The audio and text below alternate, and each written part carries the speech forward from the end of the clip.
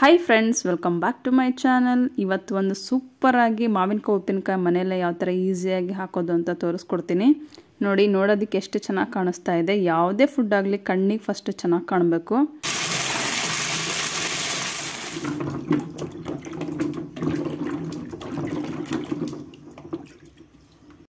So ಇಲ್ಲಿ ಮೊದಲಿಗೆ ಮಾವಿನಕಾಯಿನ first ಚೆನ್ನಾಗಿ ತೊಳಿಬೇಕು. ಸೊ ಫಸ್ಟ್ ಸೆಲೆಕ್ಟ್ ಮಾಡ್ಕೊಳ್ಳೋದು ಮಾವಿನಕಾಯಿ ಹೇಗೆ ಅಂತ ಹೇಳಿದ್ರೆ ಚೆನ್ನಾಗಿ ಬಲ್ತಿರಬೇಕು. ಆವಾಗಲೂ ಉಪ್ಪಿನಕಾಯಿ 1 ವರ್ಷ ಆದರೂ ಕೆಡಲ್ಲ. ಸೊ ಎಳೆ ಮಾವಿನಕಾಯಿ ಆದರೆ ಏನಾಗುತ್ತೆ ಅಂತ ಹೇಳಿದ್ರೆ ಬೇಗ ಕೆಟ್ಟೋಗುತ್ತೆ. ನೀವು ಎಷ್ಟೇ ಚೆನ್ನಾಗಿ ನಾಜೂಕಾಗಿ ಉಪ್ಪಿನಕಾಯಿ ಹಾಕಿದರೂ ಅದು ತಡೆಯಲ್ಲ. ಹಾಗಾಗಿ ಫಸ್ಟ್ ಮಾವಿನಕಾಯಿ ಸೆಲೆಕ್ಟ್ ಮಾಡ್ಕೋಬೇಕು ನೀವು ಚೆನ್ನಾಗಿ ಬಲ್ತಿರೋದು. ಇವಾಗ ಚೆನ್ನಾಗಿ ತೊಳೆದಿದ್ದಾದ್ಮೇಲೆ 2 ರಿಂದ 3 ಗಂಟೆ ಅದನ್ನು ಚೆನ್ನಾಗಿ ಒಣಗಬೇಕು. ಸ್ವಲ್ಪ ಕೂಡ ನೀರಿರಬಾರ್ದು ಮಾವಿನಕಾಯಿ ಮೇಲೆ. ಈ ಥರ ಚೆನ್ನಾಗಿ ಕಾಟನ್ ಬಟ್ಟೆನಲ್ಲಿ ಅದನ್ನು ಒರೆಸಿ 3 ರಿಂದ 4 ಗಂಟೆವರೆಗೂ ಒಣಗೋದಕ್ಕೆ ಬಿಡಬೇಕು.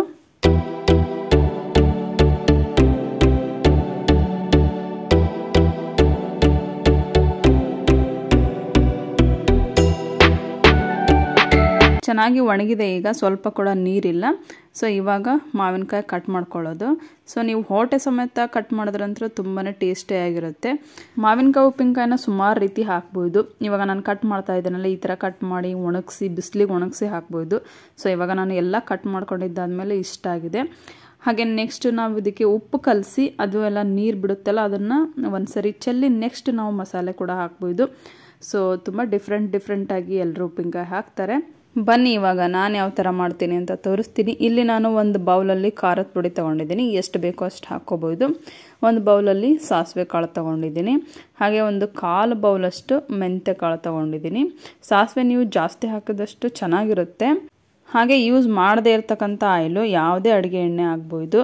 ಮತ್ತು ಯೂಸ್ ಮಾಡದೇ ಇರೋ ಉಪ್ಪು, ಸಣ್ಣ ಉಪ್ಪು ಮತ್ತು ಅರಿಶಿನ ಪುಡಿ ಕೂಡ ಯೂಸ್ ಮಾಡದೇ ಇರೋದೇ ತೊಗೊಂಡಿದ್ದೀನಿ. ನಾನಿಲ್ಲಿ ಪುಡಿ ಉಪ್ಪೇ ತೊಗೊಂಡಿದ್ದೀನಿ, ಕಲ್ಲುಪ್ಪು ತೊಗೊಂಡಿಲ್ಲ. ಸೊ ಇವಾಗ ಮಾಡೋದು ಹೇಗೆ ಅಂತ ನೋಡೋಣ. ಸ್ವಲ್ಪ ಉಗುರು ಬೆಚ್ಚಗೆ ಮೆಂತ್ಯ ಕಾಳು ಮತ್ತು ಸಾಸಿವೆ ಕಾಳನ್ನ ಬಿಸಿ ಮಾಡ್ಕೋಬೇಕು. ಬಿಸಿ ಮಾಡಿದ್ದಾದಮೇಲೆ ಮಿಕ್ಸಿ ಜಾರಲ್ಲಿ ಪೌಡ್ರ್ ಮಾಡ್ಕೋತೀನಿ.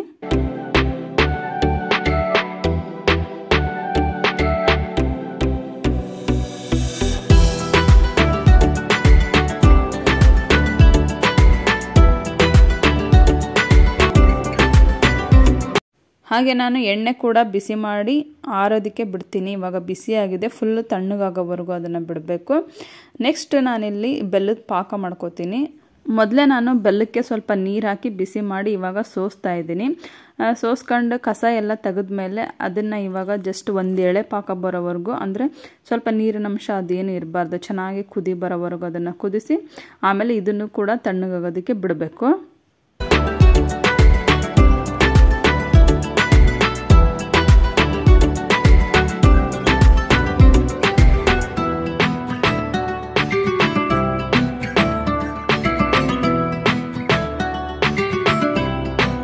ನೋಡಿ, ಅದು ತಣ್ಣಗಾದ್ಮೇಲೆ ಯಾವ ಥರ ಗಟ್ಟಿಗಿದೆ ಈ ಥರನೇ ಆಗಬೇಕು, ನೀರಿನ ಅಂಶ ಇರಬಾರ್ದು. ಸೊ ಈ ಥರ ಪಾಕ ಬಂದರೆ ಉಪ್ಪಿನಕಾಯಿ ಕೆಡಲ್ಲ.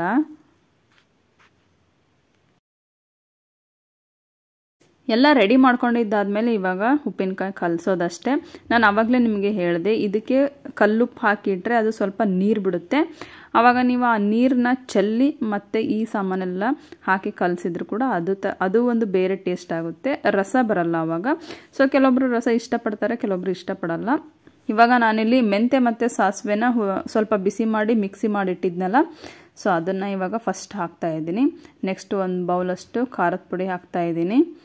ಸೊ ನಾನಿಲ್ಲಿ ಡೈರೆಕ್ಟಾಗಿ ಕಲಿಸ್ತಾ ಇದ್ದೀನಿ, ಮಾವಿನಕಾಯಿ ಒಣಗಿಸಿಲ್ಲ ಮತ್ತು ಉಪ್ಪು ಕಲಸಿಟ್ಟಿಲ್ಲ. ಖಾರದ ಪುಡಿ ಆದಮೇಲೆ ಉಪ್ಪು ಹಾಕ್ತಾ ಇದ್ದೀನಿ. ಆದಷ್ಟು ನಾವು ಡೈಲಿ ಯೂಸ್ ಮಾಡೋದಕ್ಕೆ ಅಂತ ಇಟ್ಕೊಂಡಿರ್ತೀವಲ್ಲ ಅಡುಗೆ ಮನೆಯಲ್ಲಿ, ಅದನ್ನು ಯೂಸ್ ಮಾಡಬಾರ್ದು.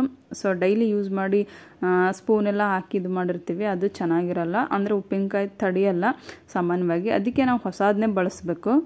ಸ್ವಲ್ಪ ಅರಿಶಿನ ಪುಡಿ ಹಾಕಿದ್ದೀನಿ. ಇವಾಗ ಫಸ್ಟ್ ನೀಟಾಗಿ ಇದನ್ನು ಮಿಕ್ಸ್ ಮಾಡ್ಕೋಬೇಕು.